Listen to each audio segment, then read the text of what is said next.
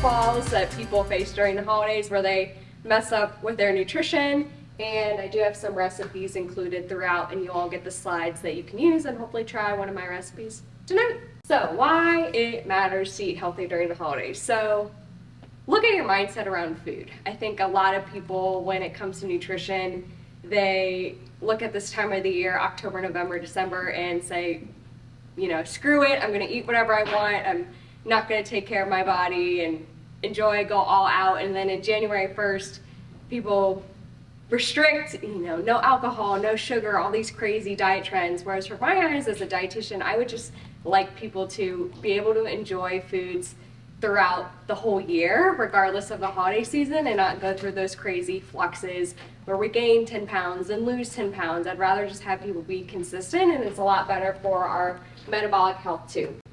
So avoiding that holiday weight gain, managing our energy levels, and of course eliminating some of that burnout a lot of people feel during the holidays, which can be really stressful. Where do people mess up or have pitfalls during the holidays and social gatherings? The first biggest that I see is people skip meals to save up calories. And it actually sounds like a good idea, right? I'm gonna eat Thanksgiving or I'm going to eat Christmas dinner and I know it's going to be all these foods and desserts, so I'm going to not eat all day and save up for that meal, and those are going to be my calories for the day.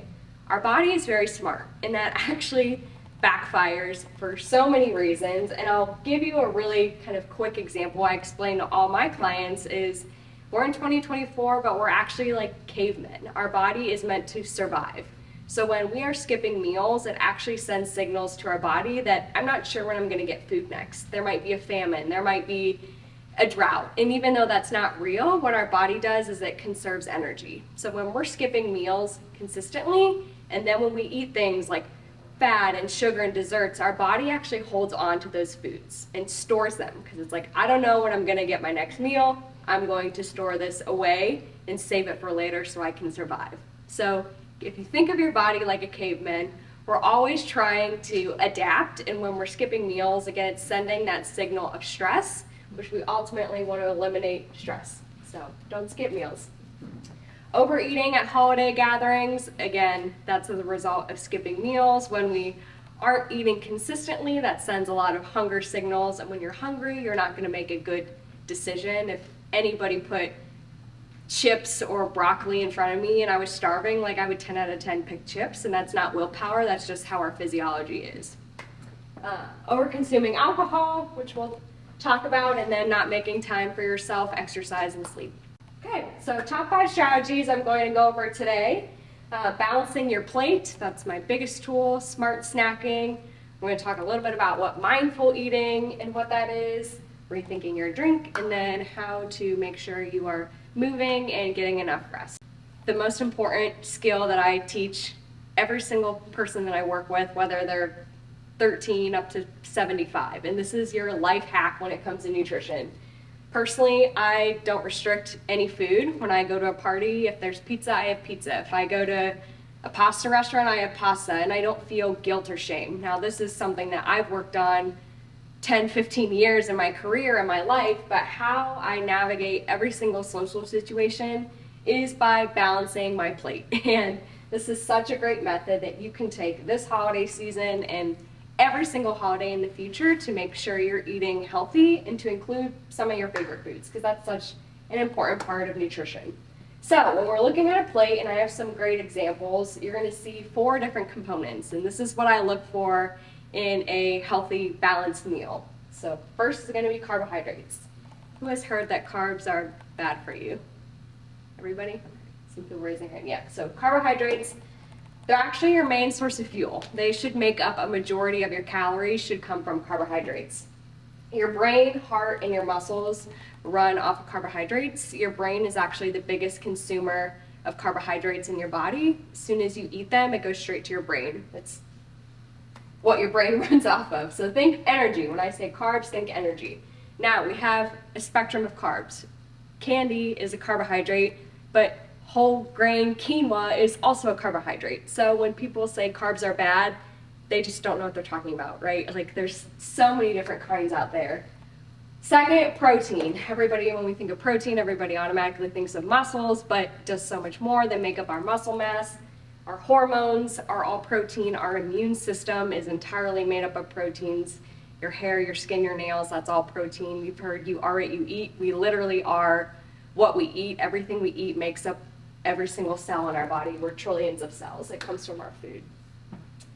Color, fruits and vegetables, really easy. When I talk to kids, I say make your plate colorful. Like, that sounds really elementary, but one of the most important things you can do is eat a variety of different foods in a lot of colors.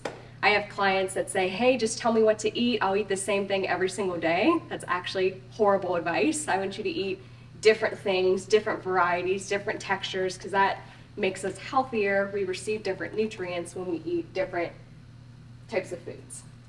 And lastly, fat. A lot of people think eating fat makes you fat. That's not true.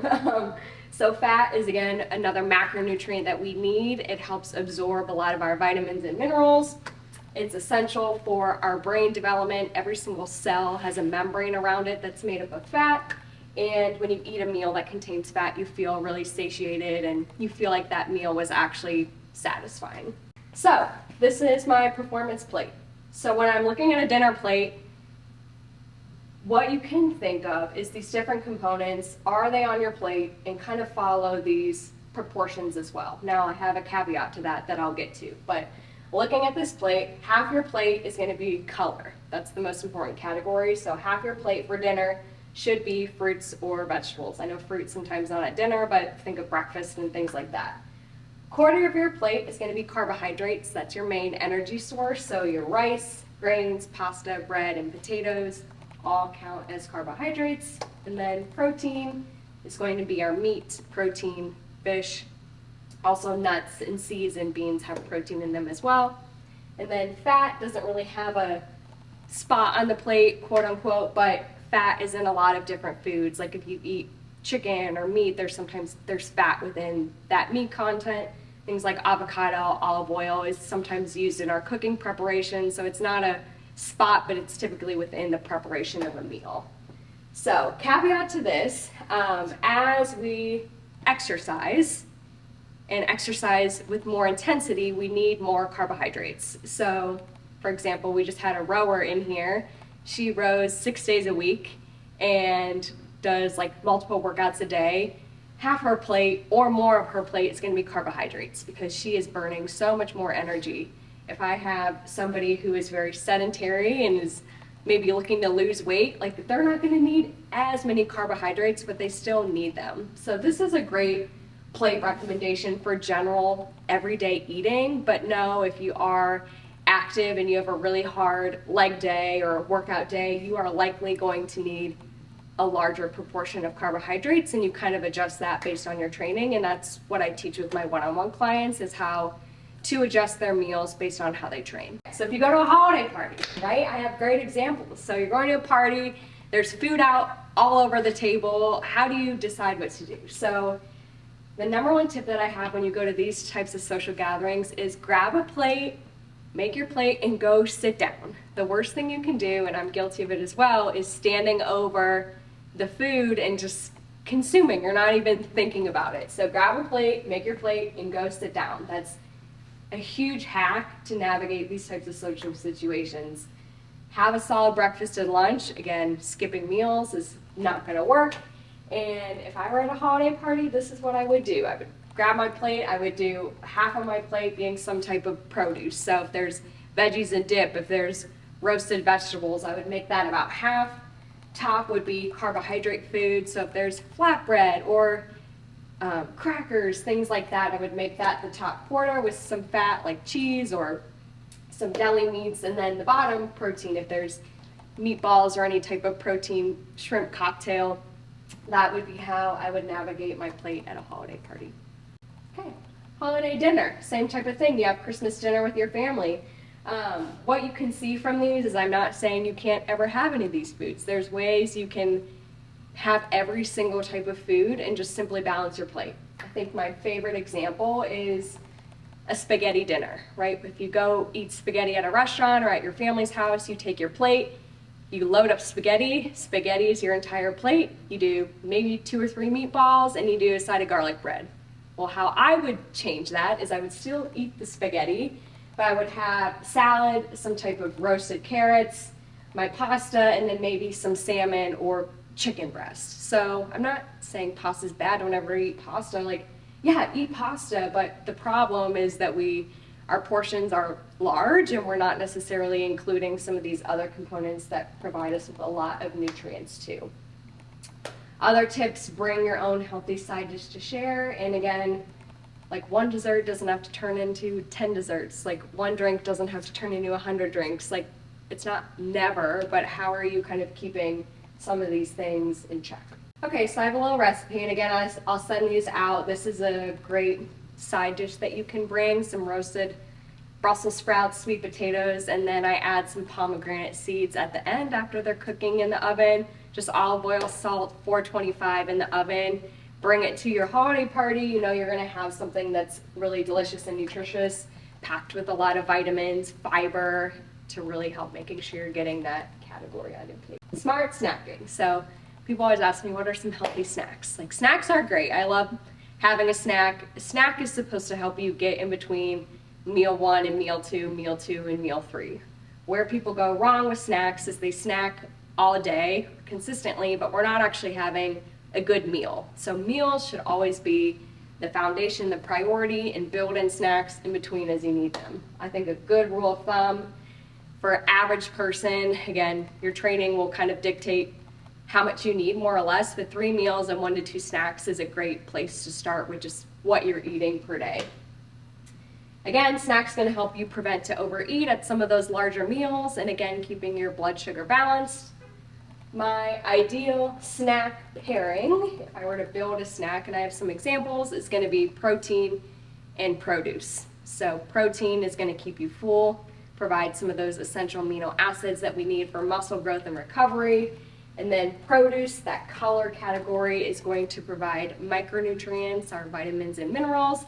And then fiber, which is my favorite thing to talk about. We talked about beans, but 97% of Americans don't get enough fiber. Our problem is not a protein deficiency in the United States, despite all the stuff we see about protein. We aren't eating enough produce. We're not eating enough fiber in plants and beans and nuts and seeds. So having enough fiber is so important for our digestive tract to reduce our risk of heart disease, cancer. So much research is related to eating more fiber. Okay, these are some good options that I would do for snacks. So you have cottage cheese and fruit. Again, cottage cheese being your protein, fruit being your produce, your fiber. Whole wheat bread, peanut butter and banana, great snack. Beef jerky and vegetables. You could do hard-boiled egg and fruit, yogurt parfait, hummus and vegetables. These are great snacks. You can see what I don't have up on here is just simple carbohydrates. So chips, pretzels, goldfish, they don't take a lot of time to break down in our body. Your body's going to burn through them so fast and you're just going to be hungry for more. That's what those types of foods do. Not that you can't have them, but if I were to do pretzels, I would pair it with peanut butter or hummus or an apple to make it more balanced, so I'm not running through some of those carbohydrates. Part of my nutrition coaching, I teach a lot about swapping out different types of foods. So not only is it about picking healthy foods, but I'm also about convenience. We're all busy adults and I work with students as well. So what are some good choices you can get? An even deeper level of nutrition is some swaps that are better for us. So you see some protein bars, and not all of them are great. There's actually a lot of crappy ones out there. Drinks and things like peanut butter. So this is kind of a deeper level of nutrition. I kind of like to get people to eat good first before we start swapping out some foods. But Quest bars, for example, they're filled with sugar alcohols, which are not great for our gut microbiome. So another great swap is a Go Macro bar. I love a good Diet Coke or Coke Zero. Ryan knows that. It's my fix. Like I like that every once in a while, but there's better choices for us, things like sparkling water. Same with Jif peanut butter, good old Jif.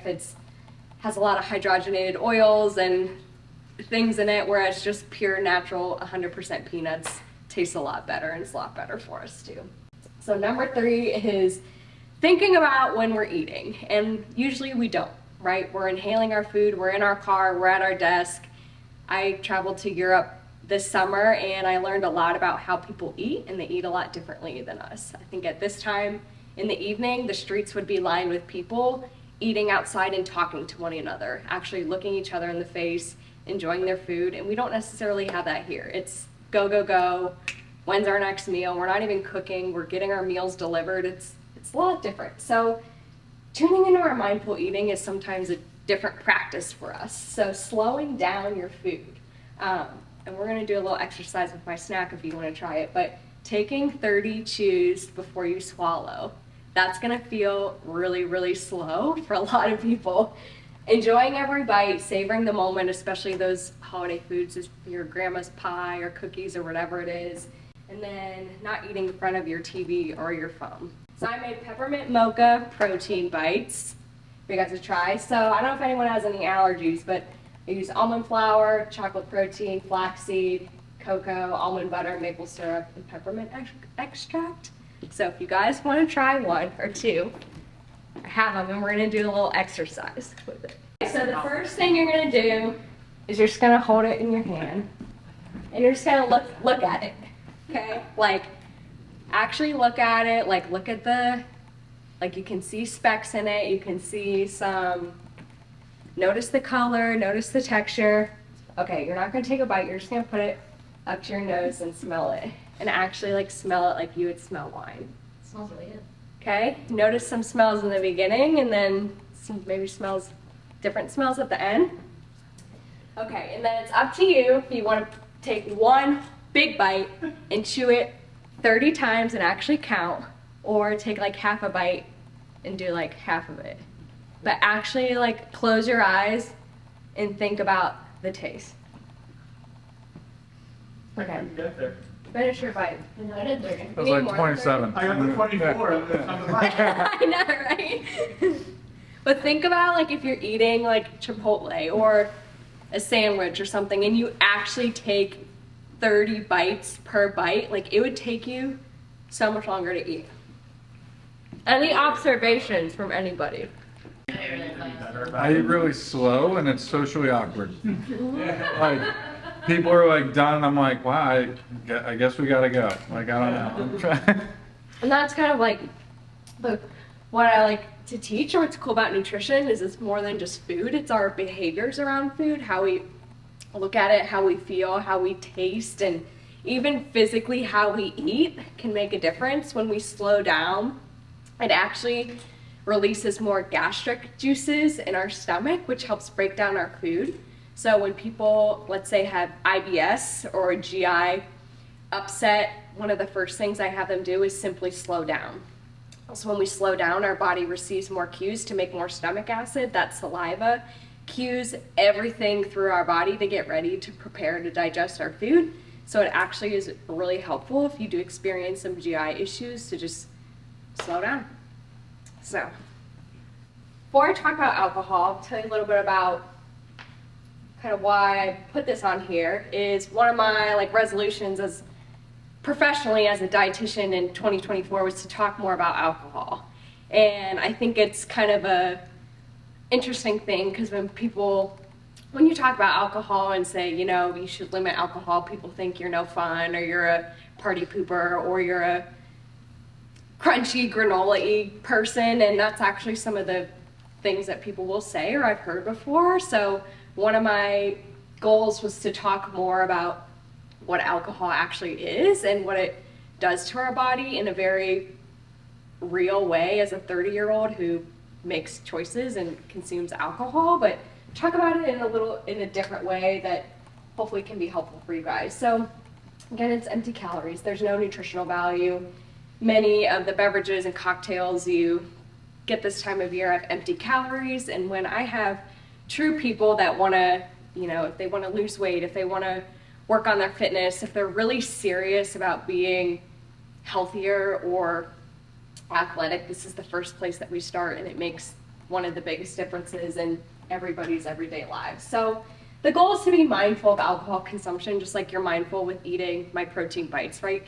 Really thinking about your decision. Doesn't mean never or not at all, but being mindful of it. A great tip is to go into social settings with a drink limit. I do not handle that much alcohol, so my drinking limit is like 2 drinks, and that's good.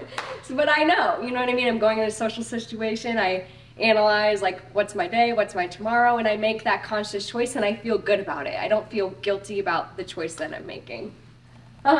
Let's see, some quick facts. I think some of them will hopefully be surprising for you. Alcohol is a toxic substance to the body. As soon as we drink it, our body prioritizes excreting it. That's why alcoholics are very malnourished and their nutrition is very poor, because when we are constantly drinking, your body is prioritizing getting that alcohol out as fast as possible, so a lot of the nutrients they eat aren't being absorbed.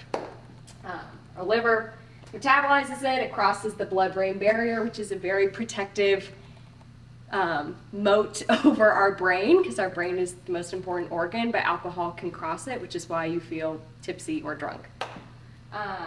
Let's see, 7 calories per gram. Despite what you hear about red wine, that's actually false. There are no nutritional benefits of drinking at all, even wine. And a lot of those studies that you hear about wine being heart healthy for you, they're actually funded by the wine industry themselves. So just because a study says it doesn't mean it's valid. You have to look at what the study studied and who funded the study. Alcohol has a causal effect of over 200 health conditions and injuries. Like I said, it's one of the first things that I tap into with my clients. Not a never, but how are we being more mindful of it? And then this stat always surprises me every time I read it, and people. So binge drinking. To be categorized as a binge drinker for women, it's 4 more drinks in one setting. Oh, why didn't I put it for men? I think for men it was 6 drinks or more in one setting. So, yeah. And then if you're classified as a heavy drinker, that's 8 drinks in a week. 8 drinks in a week is considered a heavy drinker. So when I coach people, I say, how much do you drink? They usually say casually, I drink socially. They wouldn't categorize themselves as a heavy drinker, because I'm not a heavy drinker. I just have a glass of wine, I go out to dinner, I go to the Bengals games, but actually if you're counting the number of drinks someone has per week, if it's work happy hour, they are well over 8 drinks and would be categorized as a heavy drinker. So that's just kind of was eye-opening to me when I shared these stats with people of kind of what that means, because I think it's just a social norm now, but we're not actually thinking about some of the health implications behind it. Okay, next.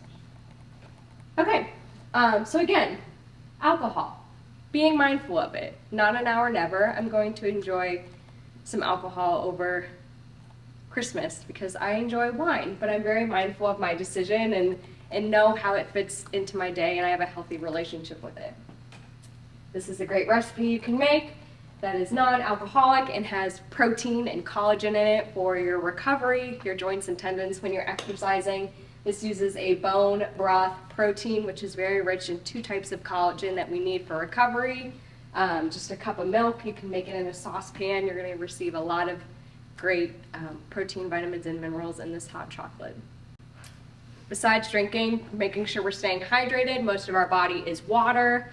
If you're wondering how much water should I drink today, you probably hear a gallon or 8 cups of water per day. To be more accurate, it's actually half of your body weight in ounces per day. So if I weigh 120 pounds, half my body weight is 60 ounces per day. For me, that's roughly 8 cups. But for Ryan, he's gonna need more than 8 cups per day because he's twice my size. So half your body weight in ounces per day is a great way to calculate your hydration needs. So I have 2 recipes for you guys that you can make at home. So I love these little mineral mocktails. So when we sweat, when you're working out, the main minerals you lose are sodium, potassium, and magnesium. Sodium is the most important in our body. Sodium pumps our heart. Sodium does everything in our body. It's actually really important for us to have. So these are 2 little mocktails you can make at home that prioritize sodium. You can just use table salt, kosher salt. Use a 1/4 teaspoon. That's about 500 milligrams of sodium. I add things like orange juice and coconut water, which are rich in potassium, which is another mineral that we lose. Or you can do some little mixes. I have one that's by Jigsaw that has some of the components in it, but a lot of juices, coconut water, have a lot of those minerals. I add in some salt, and that's a great way to make a hydration beverage without having to go buy a Gatorade or something like that. You can make them at home. Tip is run, run, reindeer. Making time for your movement during the holiday season. I think it's easy to prioritize others, which is an important thing. Definitely want to prioritize other people, but thinking about what are non-negotiables for your health. When I think your bedroom is your place where you sleep. There's no TV, there's no whatever. That's where you go and you sleep. So it's dark, it's cool, it's the decor and the bedding like makes you feel like it's time to wind down, and you do all your activities outside of it. So watching TV, whatever, and then when you're ready to go to bed, when you go in your bedroom, like that's your designated sleep area. Winding down before bed, I love doing a tea in the evening, caffeine free. One of my other tips that a lot of people don't know is caffeine has a half-life of 6 to 12 hours. So what that means is, I'll kind of explain it. So if I were to drink 100 milligrams of caffeine at 4 p.m., at 10 p.m., there would still be 50 milligrams of caffeine in my system. So a half-life means half of it has gone away within that time frame. So my cutoff, or what I recommend my caffeine cutoff, is noon. Because if you're really serious about recovering and whatever, when we disrupt that precious sleep, then everything else is thrown off. So if we're trying to go to bed, wind down in our sanctuary, and we still have caffeine in our bloodstream, it's going to be really hard to fall asleep and to wind down. And then you're relying on things like melatonin or sleeping pills or whatever it is, and we're in this constant cycle. So a lot of my energy drinkers, whether it's a Celsius, Alani, like in your evening workouts, like I like to cut those out. Like really, really take your sleep seriously. It's just as important as having a gym membership coming. Just making that I'm gonna sleep, like really making that a priority. All right, I think, oh yeah, final thoughts. Okay, so wrapping up with final thoughts. There are no bad foods out there. I think people want to know like what is like the worst food you could eat. I don't think that way. I think all foods can fit in your diet. I don't restrict myself. I enjoy food and all that it brings. And it's so much more than calories or macronutrients. There's memories behind food. I think of my family, my grandparents, all these recipes that are within my family. Food carries emotion. It's so much more than just the science and the nutrition behind it. A couple other things I will share with people is a lot of people get caught up like, oh my gosh, I ate this or this over the holidays or Thanksgiving. Nutrition's more than one day. When I'm looking at someone's diet or analyzing how someone eats, I'm looking at their patterns over time. I'm looking at those, what are your habits on a random Wednesday? Like those are the habits I want to know. Like I don't really care that you ate 2 pieces of grandma's pie. Like I hope you enjoyed it, right? Like nutrition is about looking at how you're eating over an extended period of time. Those one-off days, holidays, like in the grand scheme of things, don't really matter. And lastly, they're never going to go away. We're always going to have social settings, whether that's holidays, work happy hours, vacations. So it's time to learn how to navigate them, make conscious choices, but ultimately not feel guilty about what you're choosing to eat. And hopefully you feel a lot of joy around this time of year too with food.